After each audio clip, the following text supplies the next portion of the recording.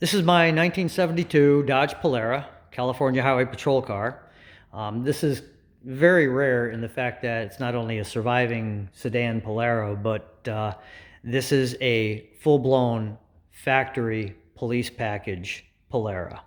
And to go even one step farther, this is the rare California Highway Patrol Special Order police package on top of the regular police package. Only about 1,100 of these cars were ordered. You don't see them anymore because a lot of times they were used for demolition derbies when they came out of service. A lot of times the transmissions and drivetrains were all taken out, engines taken out for like a 318 Charger or a Challenger. And the ones that did survive most of that were just basically used as tow vehicles and run right into the ground or made into taxi cabs and just dissipated. A little history on this car and why it survived is because I bought this car in 1999 and started the restoration in the end of 2000 through 2001. I bought the car from a retired CHP officer named John McKee, and he bought this car basically right as it came out of auction. You'll see as we go through the paperwork how that transpired. But he was a car guy and he took great care of this car, and when I got it, it needed very little. It only surface discoloration, really no rust on the car. It had some dents and dings. It was tired. It didn't really perform like a 440. It needed a restoration.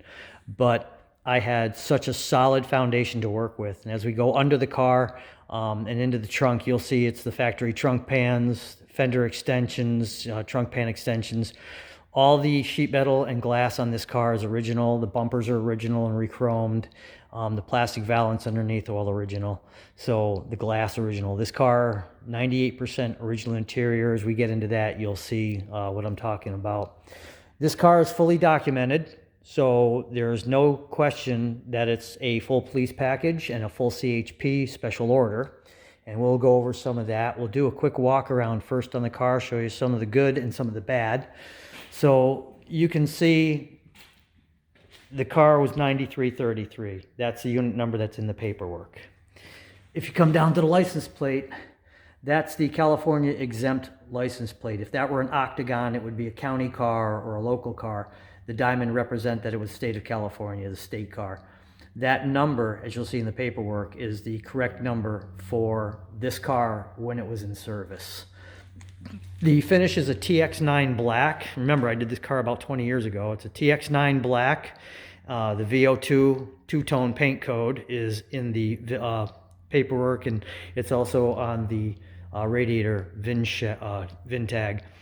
The white is basically, it's like equivalent of a Ditzler. I think QE8000 was the paint code we used. That was the closest we could find. Coming around to the push bumpers, we'll go kind of front to back here real quick. Push bumpers are the original CHPs. Grill and headlight surrounds, those are all original, and I refurbished those in the correct argent paint.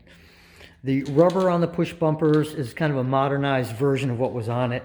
From the factory, it came with these. These are the originals. And so you see it had kind of a fabric backing. Looking at some of the historical pictures, you'll see up in 71, you can see the fabric on the back of it. And then if you transpose or transpire back to 72, you'll see it's on there as well.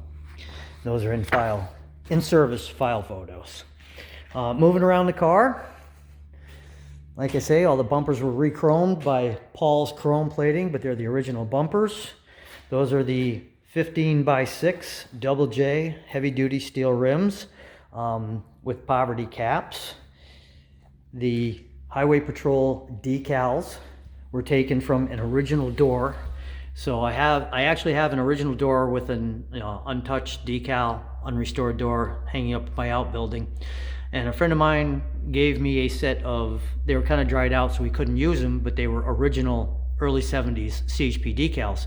So we worked with a sign shop quite closely to reproduce those. And other reproductions, the Eureka would be in block lettering. Some of the detail and would be missing or a little different than what's on here. I really firmly believe that with the diligent work we did, these are probably the closest thing to original that you could find for a CHP car. They special ordered dual spotlights, and what you got on the CHP car was a red forward-facing spotlight. They had the driver's manual mirror, and they ordered a passenger side manual mirror. So you had that going on. Something I'm going to point out on this car, which is not CHP, nor is it police, is this plate that's on the back of the shotgun mount. And the reason that plate is there is because I have a little red Kojak light, a little gumball, that I use when this car is on a detail.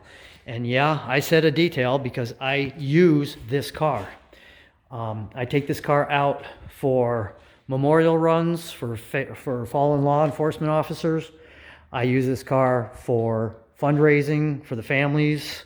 I use this car for all kinds of stuff. There are times I will literally block an intersection, leapfrog up, and then block the next intersection as the procession goes through, if we're on a funeral detail. I built this car. People say, well, if you're so worried, don't use the gumball. Don't do that stuff. I built this car to use it. I built this car to drive it and to enjoy it. Yeah, I take it to car shows on the weekends. I take it out to cruises, but this car is capable of doing so much more good, and that's what I use it for. And, so guys give me heat about the gumball. I use it during events, when car shows and stuff. I don't put it out. Stuff like that, I don't bother with it. But if I'm blocking an intersection, I need that little bit extra protection, because essentially, like I said, all you got on a slick top pursuit car was the red spotlight and a set of high beams. So again, there's very few of these cars left. I think maybe 3 or 4 out of 1,100. There's one out of the country owned by my friend Hans. There's one I think that was redone as a North Carolina car. And if I'm not mistaken, there's one more down south kind of floating around. I don't have the details on that one. But again, I built it to enjoy it. I really enjoy the car. When I went through and did the restoration, I actually had door seals from a Ford Taurus because they were so very close. And they sealed up quite nicely. I have since put brand new 72 Polara door seals on the car, and to be honest, I think the Ford Taurus ones worked better. I'm not real happy with those. They do the job, but I think they could seal better. As you can see, no rot, no rust, original metal, all the way down to the rocker panels, and that transpires all the way back to the quarter panel. You can see it's original. Nothing's been taken off. Nothing's been rewelded. These are all original. The stainless was all sent out and redone. The glass is all original. You'll see some marks here. That's patina. Little scratches in the glass I'm not worried about. I leave that alone. Coming around to the back of the car, into the trunk area. This is your fuel filler back here. The taillights still have their original chrome trim. I put these in years ago. They are very delicate. I see a lot of taillights missing the chrome. You can see the 3 holes where the chrome would mount, but chrome's always missing. These been very, very careful and very diligent not to break them and not to disturb the chrome. So let's go take a little walk into the trunk here. They had some special options here as well. And first off, they had the trunk light, L72 I think it was, trunk light and an electronic trunk release. So that has a button up under the dash. You can remote trunk release that. In a civilian car, the spare tire is going to be mounted underneath the package tray on that hump. On the police package, the CHP cars, the spare tire is relocated to the right side, and that's so they could mount all their equipment on that little shelf there underneath the package tray. If you go up underneath the package tray, you'll see it's a 2-speed defroster. It works perfectly. I take this car up to the Adirondack Nationals in September, and it gets kind of cold, and that keeps the windows nice and clean. The speakers are not factory. This car has an AM/FM radio delete. It never had speakers in it because it never had a radio. I put those in and ran the wires up under the front seat for my media player, because if you've ever driven a 72 Polara for 4 hours straight without a radio, it will make you crazy. So those are aftermarkets that I put in. Trunk mat was a new trunk mat I purchased from a company. The spare tire in here is a BF Goodrich Pursuit Radial spare tire that was on the, this was actually one of 4 that was on the car when it came to me. So I put brand new tires on, but for obvious reasons. But I have the 4 BF Goodrich Pursuit Radial tires still in my possession. The trunk was pretty much unfinished. We didn't touch really anything in here. We didn't spray anything. We didn't modify anything. We didn't recoat anything. This is all the original spatter paints and areas that they did the car. Underneath, you'll see the trunk extensions are all original. Nothing's been replaced. All of the tags are still in their original position. That's the seam sealer between the 2 panels. That's all original wiring, still in the car. So we, like I say, we didn't want to do a 100-point restoration on this car. We wanted to keep and preserve how good this car was unrestored. So there are places as we go into the car, again, you'll see it says it's unrestored areas that we've managed to preserve, and we've put on coatings in areas we knew were going to be a problem, that were known problems on the car, so we undercoated those areas. But you'll see it's all original under there. So the rear deck lights are Dietz mounted lights, and I purchased those from John Dorgan, who was basically the expert in old police lighting and emergency vehicle lighting. So John, when I explained to him what I had, he knew pretty much what the housings were that I needed, and he had the amber and red lights for me. He's like, oh yeah, you're doing a CHP car, here's what you need. And it's funny because before I refurbished the rear package tray, I had the outlines of the mounts for the lights. And I explained it to John. He knew exactly what I needed. So those are the correct CHP mounts for the back of the car as well. The low band antenna for the car, this is natural finish. And a lot of people say, oh, that's not right. It's got to be black. It's California Highway Patrol. That's not necessarily true. If you look on the file photos and some of the in-service pictures, and a lot of people I've talked to in CHP, you'll see that that's a natural finish, and that's on a 71. And going back to a 72, you'll see that's also a natural finish, and that's an in-service picture.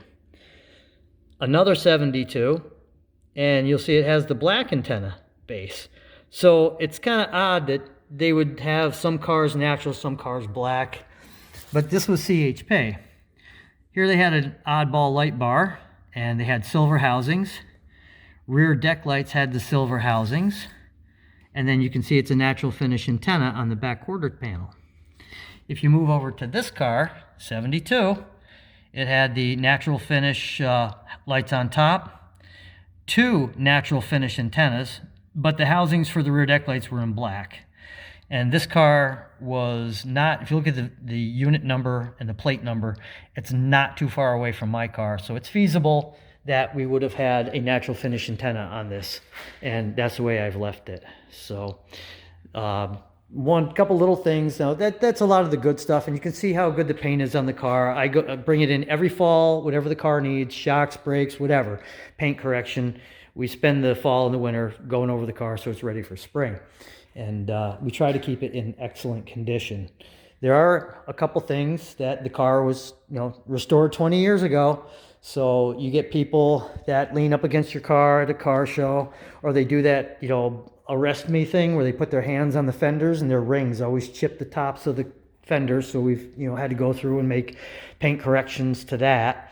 But, after 20 something years of restoration, you're going to find little areas where it needs some work. I know one of the places back here that's starting to bother me is this little section that needs to be wet sanded and probably a little refinishing right there. And I think there's a spot up in the front on the front fender, but you really have to look for it to find it. So that's about it for the car. That's the worst of it. It's still a very showable car. Like I say, I drive it up and down the Eastern Seaboard. I've taken it to Police Memorial Week in Washington, D.C. Maine, Massachusetts, Vermont, Connecticut. I take the car all over, and I drive it. I take it out every weekend to car shows in the good weather. I take it out to cruises. I do police events. The car, if it's on a trailer, it's either stolen or it's broken. You can see from the awards just from this year, still with the shortcomings, it's a very showable car, very award-winning car. The documentation on this car is phenomenal. John kept everything, and we found some stuff. Underneath the seat was the original build sheet, and this has the VIN number and all of the part numbers for the car.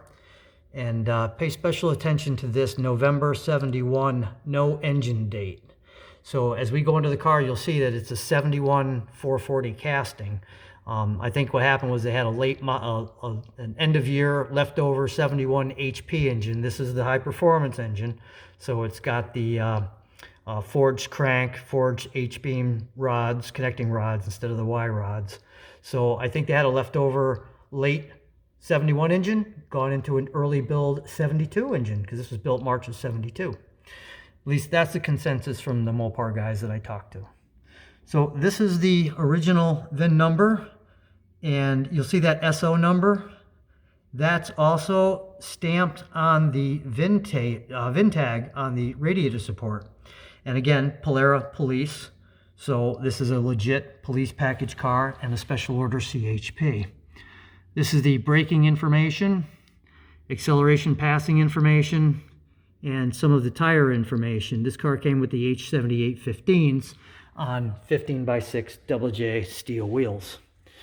Prior to going to auction, and this is where the nomenclature really comes through, the unit number, the plate number, the VIN number, the mileage, and the date that it was inspected.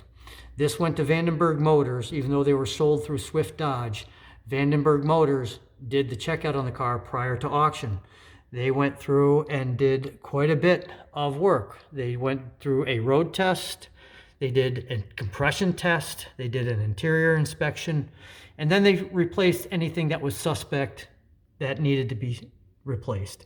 On this car, they did spark plugs, they did points, a couple of bulbs in the side markers, and the idle solenoid was replaced. The date that it was performed and the technician's signature, it looks like it says Alfred Wade. So Alfred Wade, if you're out there and you worked for Vandenberg in the 70s, reach out, man. We want to hear from you. This is the receipt for the car in 1974, $905. If I could go back in time, I'd buy 10 of these. So the name on it is Don Graff. What happened was the LEOs, John McKee, they weren't supposed to buy their own cars at auction, and that's a practice that's still in play today pretty much. So John had Don, his friend Don, buy the car for him, and then a few days later he repurchased the car from Don.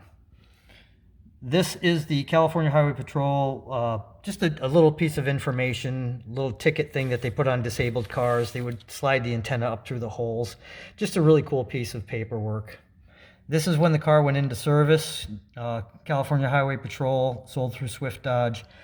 That date placed in service, keep that in the back of your mind also, because on the interior there's a little red ticker tape Dymo label, and it has that date on it. It's never been off the car. It's been on there since 1972, and I made sure that that stayed on there.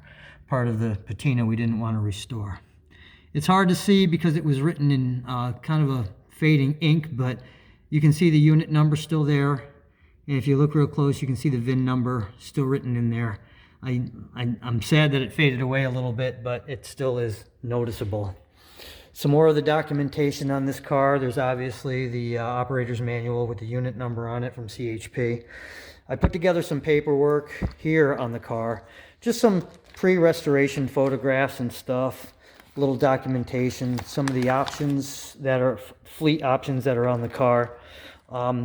This paperwork is crucial. This was sent to me by my friend Ron Hurwitz in California.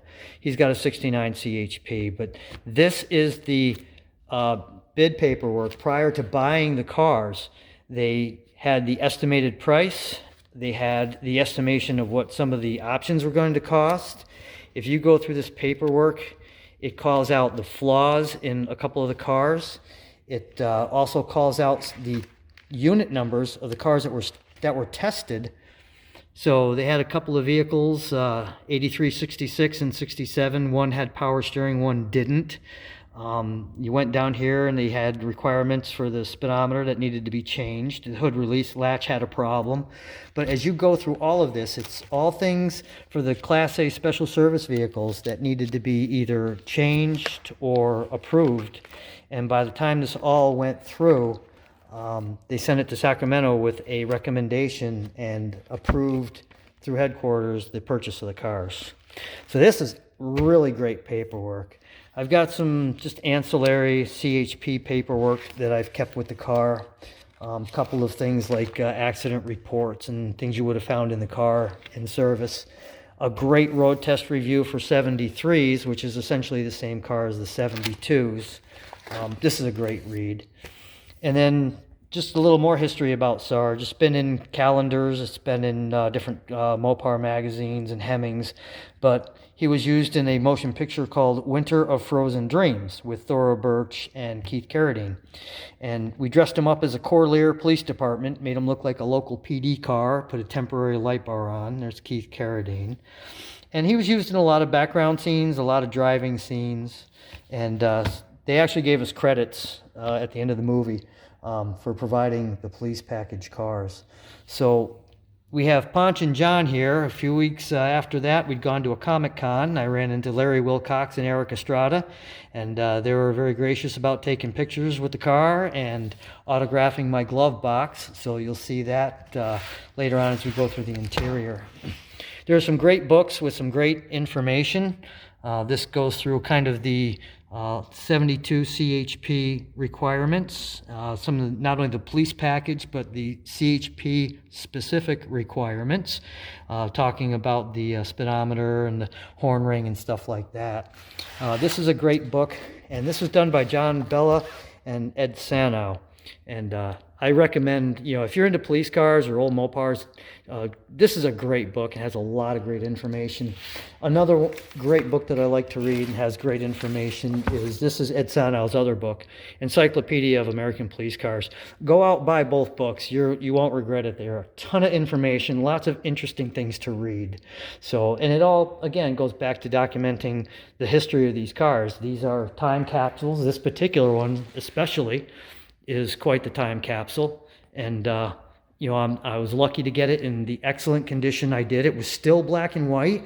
The doors had been painted black, but it was tired, and it needed issues. And every year we go through, like I said, somebody will lean on the car and put a scratch in it. We have to do paint correction or something. You get stone chips and do paint correction. There are probably a couple areas that still need to be redone that I missed this year so far, but this is the Polara. This is Sarge, the 1972 Dodge Polara California Highway Patrol car. And it's original, it's legitimate, it's documented. As we go through the tags on the fender and stuff like that, you'll see what I'm talking about as far as being complete. So I hope you enjoy the car, and I hope you enjoy some of the history of this. And if you have any questions, reach out. I'll do my best to honestly answer them. I may not know everything about these things, but I know some stuff, and if I can help out, or you just have an interest in the car, give me a call, and I'd appreciate talking with you. So enjoy. So we're going to move on to the interior here. We'll start with the door, and you'll see that's the unit number, and that's where it was originally on the car. This is the vehicle nomenclature sticker with the date of manufacturer, gross vehicle weight, and the VIN number on the car. And moving back in, you've got that Dymo label that we talked about. September 8th of 72 is when they put this on here, when the car went in service.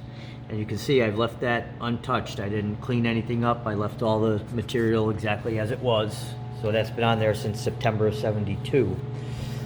Moving on to the rest of the interior, it's 98% original. And I say that because the lower portion of the front seat was recovered, and the upper portion of the rear seat was reupholstered, the fabric and the vinyl on both ports. This is the original material. I was able to source the original material for the car. This is all original up on the top, original headrests. This is the original lower portion of the rear seat. All the seat belts are all original. The rear package tray was refinished. It wasn't damaged, but it needed to be refinished, and you can see the rear defroster vent in the back there, and the mounts for the CHP lights. All of the plastic around the windows, all of the sail panels, all of the little plastic filler pieces, these are all original. The coat hooks, the extra seat belts, shoulder belts that are in the car, and the entire headliner is all original. This has not been reupholstered or retouched at all. These are all original. Original visors, again, original plastic parts. All of the door cards are original, all four. And the dash pad is also all original. So that's never been replaced. I did a lot of cleaning and buffing on that to make it look as good as it does, and a lot of massaging, but that's the original piece. This is the original dashboard itself. 120 or 140 mile an hour certified police speedometer, with the 80 amp alternator ammeter, and that would have been not available on a civilian car. It would have been just a 120 regular speedometer. So over here you've got your 2-speed wipers, 2-speed rear window defogger, and you've got the switching for the lights and sirens. Now this is the switch plate that takes the place of the AM/FM radio, which was AM/FM radio delete in this car. So you've got your amber and red light control for the back deck. Your siren switch is a siren through the horn for when you're in pursuit. Go back to horn, and it's a regular car horn again. Then you've got your inside outside speaker for your two-way radio rebroadcast, so you can listen to the police radio outside. Your air conditioning controls, the air conditioning shutoff control nomenclature. You've got your AC shutoff switch, and then you've got the gun lock release switch. There's also a driver's vent you can see. I installed an oil pressure gauge because that's something I really need to know. I don't rely on the dummy lights. They didn't order an oil pressure gauge in this car, so I put that one in.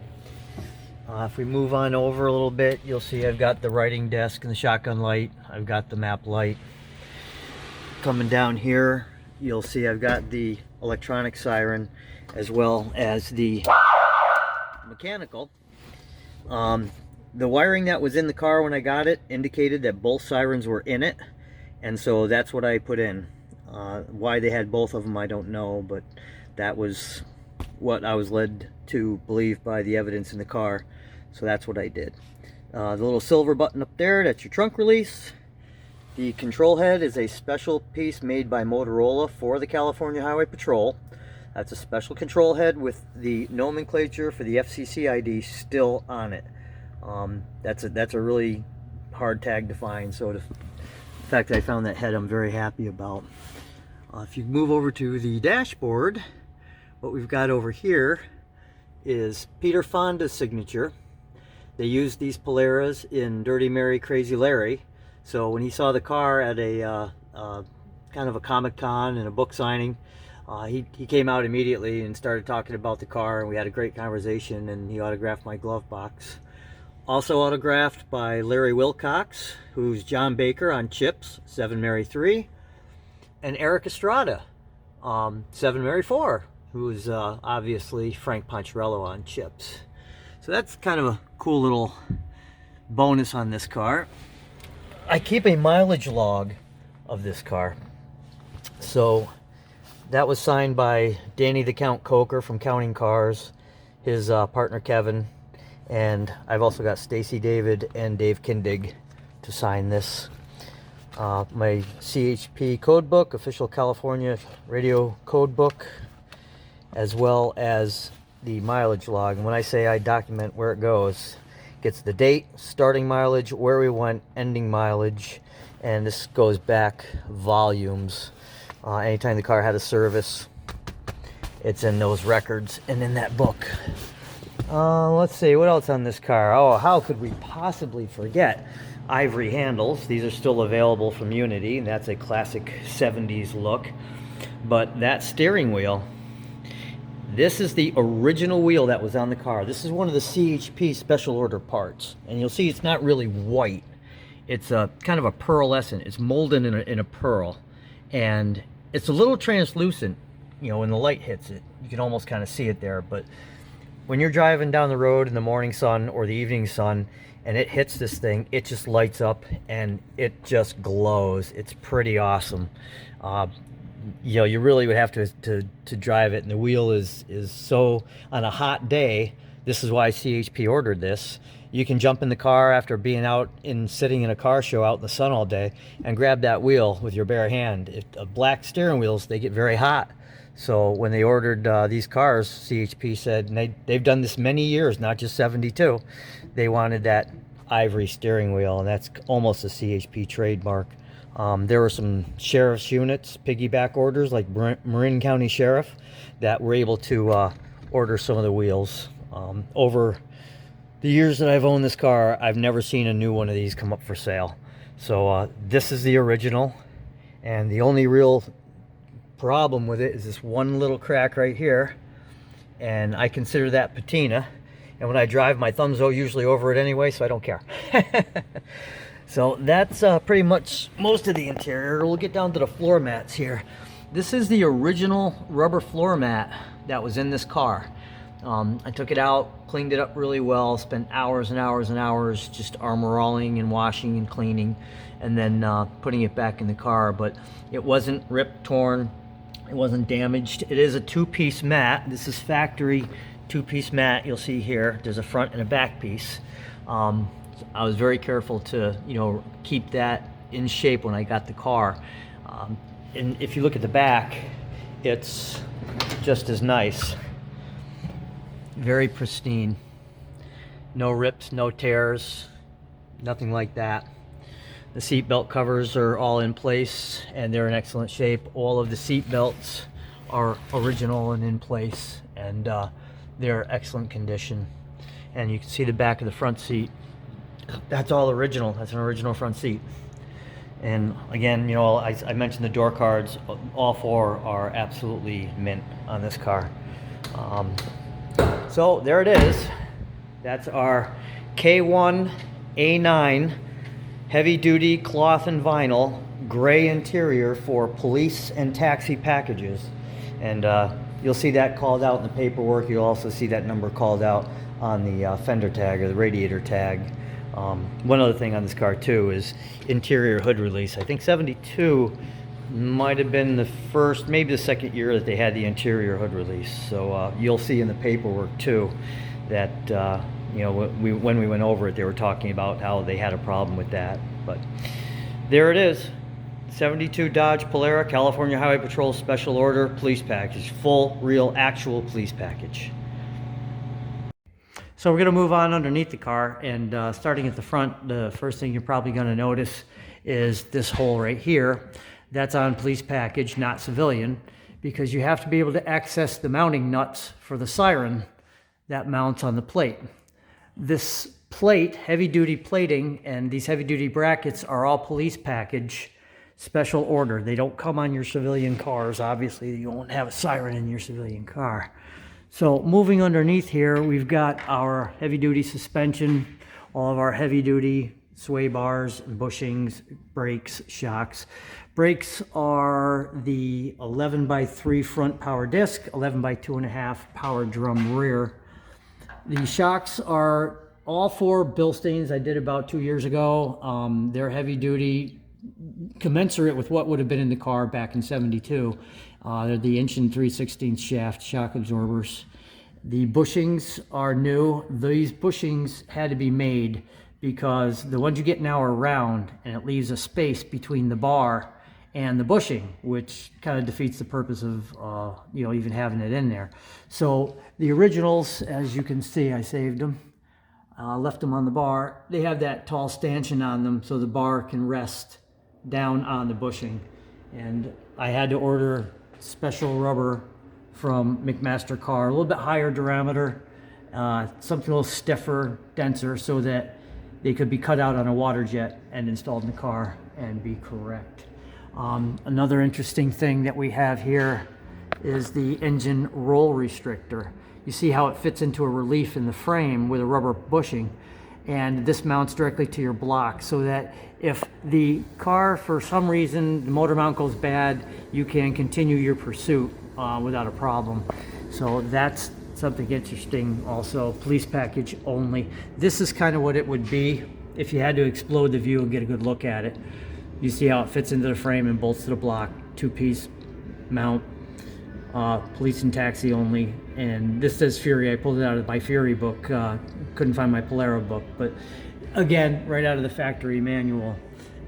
Kept all the curtains in place, replaced all these splash guards, so it'll keep everything good. Let's move around to the numbers on the engine here. As we talked about the paperwork, you can see the 71 up there. So it was they pulled basically pulled an engine out of 71's inventory, put it in a 72. See if I can get these numbers for you. There's the VIN number on the pad. So it's a numbers matching engine. Same with the transmission, numbers matching transmission. I know it's hard to see the numbers, but they're there. And then moving around to this side, these numbers are actually, see if I can zoom in on them a little bit here. So these numbers on the transmission translate to PK, which was the Kokomo plant, the 35158, etc. That was the indication for a 727 police package. 3881, that would be March 13th of 72, which was the build date. And then the sequential number of the transmission for that day, 7790. Something interesting on this transmission is that you'll see this little Hall effect reluctor, and the cable does not go directly in the transmission. Well, that Hall effect reluctor, as you can see, has a little wire to it, and that wire goes to your air conditioning system. So in pursuit, at a predetermined speed, it will shut down your air conditioner. That's so you don't blow up the compressor. There's also a manual override under the dash, AC cutoff switch, and you can shut the air conditioning system down completely, no matter what, the entire system for a pursuit, either manually or through this Hall effect. When I did the motor mounts about 2.5 years ago, I replaced them. They were looking a little cracked and soggy. Put in a heavy duty transmission mount with polygraphite, because believe me, this thing has got torque. The transmission cross member, again, heavy duty. You can tell by the steel welded plate. You don't see this in the civilian cars, just the high performance cars. You'd see them in Superbirds and things like that. Remember, this car was meant to run down the fastest cars of its day. In 72, this was a muscle car with 2 extra doors, basically. Going back down through the exhaust, we have some Hemi style mufflers, and these Hemi style mufflers were from Accurate Exhaust. They sound excellent. These are the factory replacements. They make a set of Hemi mufflers that are a little bit louder.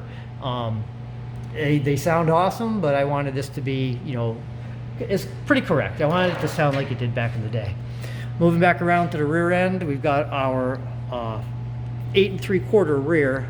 I don't know if you can see the numbers. That's the original tag. It's a 323 rear gear ratio. This car has a Sure Grip in it and the heavy duty 489 case. Going around to the shocks, again, these are the Bilsteins, heavy duty Bilsteins that I had installed. And if you look at the springs on the car, these are 7-leaf springs. These are heavy duty 7-leaf springs. These are looking a little tired. My project was to do these this year, didn't get around to it. I have brand new springs right there on the bench. They go with the car. This car also has a liquid vapor separator, again part of that whole emissions thing. It goes up to the charcoal canister and the tank vents. I got around to doing the exhaust tips a little differently than the factory stock ones, because the stock ones came out basically straight and had a little concave and they look terrible. Not only that, I don't care, I got a brand new trunk seal on the car, you still would get exhaust fumes in it. So I took a cue from the later 70s Mopar police package cars and put these tips on, and that seemed to solve the issue. So there's that whole thing. And again, your fuel filler behind the license plate, that's some secret agent stuff right there. The thing on this car that's really impressive is the condition I got it in and have been able to keep it in. If you look at the framework, if you look at the metal, if you look at all of the floor pans and the trunk extension pans, these are all originals. None of this has been replaced. So I got this car, it was dirty and it needed to be cleaned, and there were areas we didn't really do a full restoration on because we wanted to be careful to make sure people knew that this car is original. These floor pans are all original floor pans. You know, there are some areas you can see we didn't do much with because I wanted to make sure people knew none of this had been replaced. These are all the factory pieces. Nothing on here has been cut, moved, changed. These are all original welds up in here. These are all original gaps and overlaps on the car. All of this is factory. This is all factory. The cross members, all factory. You can see over here in some other places, we didn't bother to do much restorative work because we wanted to be sure, again, that we preserved some of the originalness of the car. So in some of those areas, I said, we can't really get in there and we're not doing a frame off. Let's keep it original. So some areas there, and this isn't rust, this is dirt. This is just, you can see the dirt just falls right out. So I do get under here and pressure wash. I didn't get to do it yet this season, so there's probably a little more dirt than usual. But you can see even the framework, when we painted it and cleaned it up, those are all original welds. Nothing on the floors has been replaced. Even the clips that hold the wires are still in place. So this really was a great, great find, a great benchmark car to find. And I've been blessed to have it for as long as I have. So there you have it, 1972 Dodge Polara Underpinnings.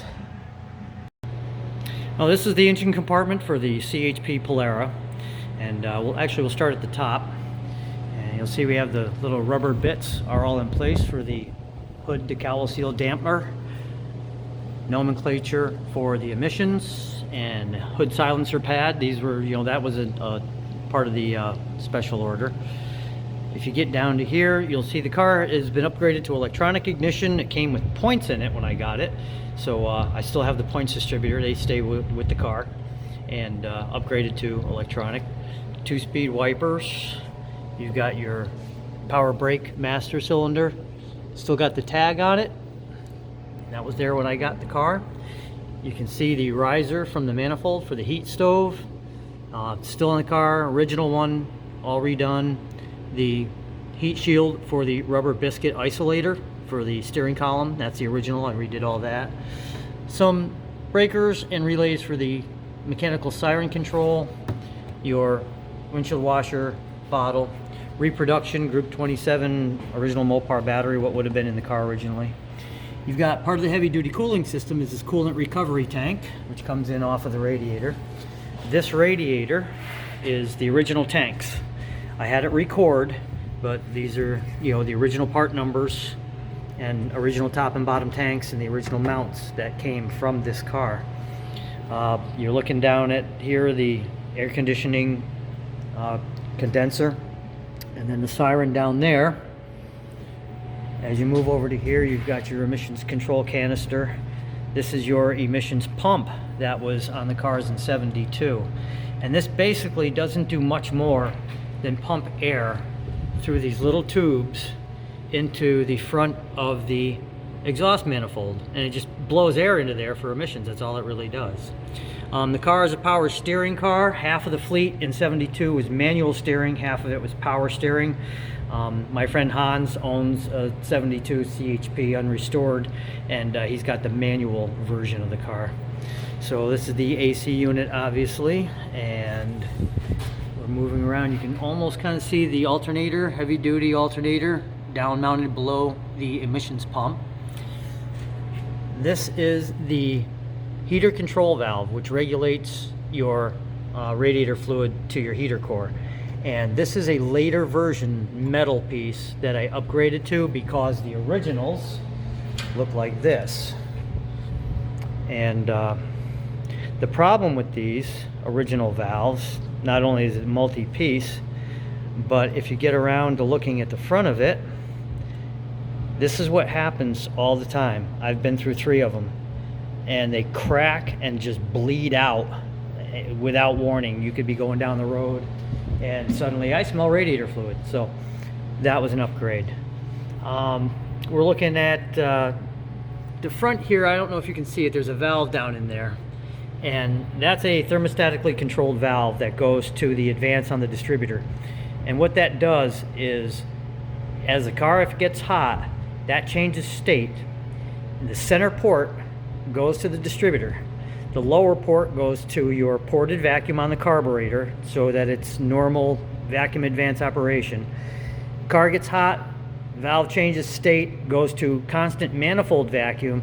It advances your timing, speeds up the engine, spins the fan faster, cooling the engine. So that's pretty interesting. A couple of times the car will change RPM on its own sitting in traffic, and you'll be like, oh, okay, that's just the cooling on it. And another piece of the heavy duty cooling is this 7-bladed thermal fan. It's got a thermal fan clutch on it, and this is a heavy duty piece in the cooling system. Coming back around here, you'll see it's a single snorkel air cleaner, and the decals are important on this car because I took great care to find out before restoring it if I could get them. If not, I had them reproduced. This has a trap door in the air cleaner. So at idle, you're running off a single snorkel silenced air cleaner. As you give it acceleration, the vacuum changes state, door pops open, and you get all this air up in here. So if you're in a pursuit and you have this thing to the boards, it's getting air. Now, most of these cars came with a thermoquad. This was actually a Holly special order for California Highway Patrol. And that is the original carburetor. I rebuilt it at restoration time, and then a year or so ago I took it off, went through, did all new shaft seals, all new gaskets. It lasted me a long time, many years without a problem, and then it started to run a little funky, and I discovered I was getting air in the carb. Did a complete rebuild on that. Now the engine itself is the 440U code. A passenger model would have been a T code. The difference is that these have forged cranks, forged connecting rods, and they're the big H-beam connecting rods. They're not the Y model. They're the heavy duty ones. And the camshaft on the U codes was different than the standard 440. Going over to the Chrysler manual for this package, you'll see 440 standard and high performance, and you'll see it's got a little bit more duration on the intake and the exhaust. That's the valve duration. And you come down here and you'll see it's also got a little bit more lift. So you have your intake and exhaust standard, and HP lift is a little bit more for the police package. Interesting though, the valves are all the same size, 208 intake and 175 on the exhaust. But pretty much primarily the heavy duty innards and the cam were what was a little bit different on this car.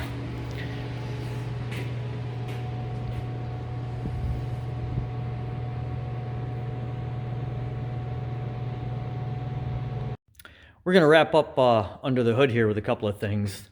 The wire you see hanging down is a braided ground cable. It goes from the hood to the firewall. There's couple of those in the car at various places, and that was part of the noise suppression package. And that would keep the ignition noise, say from bad plugs or wires or whatever, it would keep it out of the radio.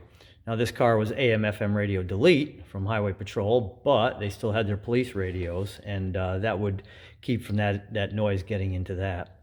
So we're going to switch on over to the VIN tags here.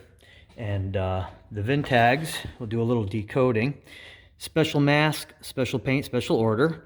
And you'll see somebody kind of fat-fingered an additional N in there, and that just speaks volumes to the character of this car. It's really a unique vehicle, and to have a mistake like that is just par for the course. So you've got L25, and L25 was a trunk light option, and we saw that in the back of the car. The N76, that's your coolant recovery, and that's present in the car, as we saw. N95 is the NOx California emissions, and that's the air pump setup, blows into the exhaust manifolds. You got VO2, which is your two-tone paint. Y39, special order. I do not know what the 26 is for. The 999s are for the two different paint codes, and typically, like you would see TX9 or whatever, the 999s were for special paint, and they were used a lot in the fleet, but you could get them on a civilian car if you ordered a special order color, and I think they were Ditzler colors at the time. So that's what those were for. The F38, that is your roof light reinforcement.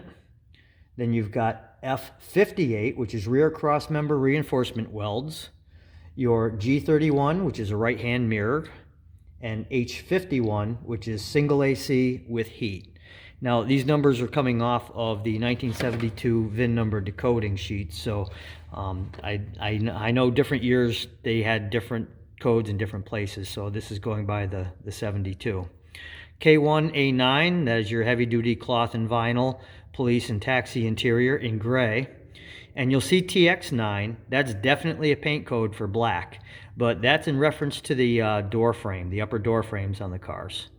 The 324 J0 3811, well, that's on the paperwork, and it comes back as SO, which I'm thinking is special order, but I'm not sure.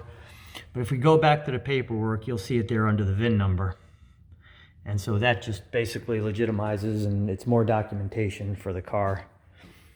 And we'll get down to the last codes, the E86, that's your 440 HP, D34, 727 automatic transmission, and then this part here is your VIN number. The D is the car line right there, and the car line here is a Dodge Polara. The K references police, and the 41 is for sedan. The U is for 440 U code Magnum. 2 is the year, 1972, and D would be Belvidere, Illinois assembly plant. And the final numbers would just be the sequential number for the car as it was built. There's a stamp there, 73. That doesn't have anything to do with the year or anything, because obviously it's 72, but I'm told that's an inspector's mark. So as the cars came down and the car was inspected, they would stamp their number on there. And if you're Inspector 73 that worked at Belvidere, Illinois, reach out to me. I'd love to hear from you. So these are the original tags, undisturbed. We didn't take them off the car. If you were to take them off now, you'd find an unrestored radiator support under there. And we were very careful to keep these intact. I have unrestored pictures of these prior to doing any work on them. So I tried to document as much as I could on the car as I was doing it. I tried to document everything. But here's the engine compartment for 1972 Dodge Polara California Highway Patrol.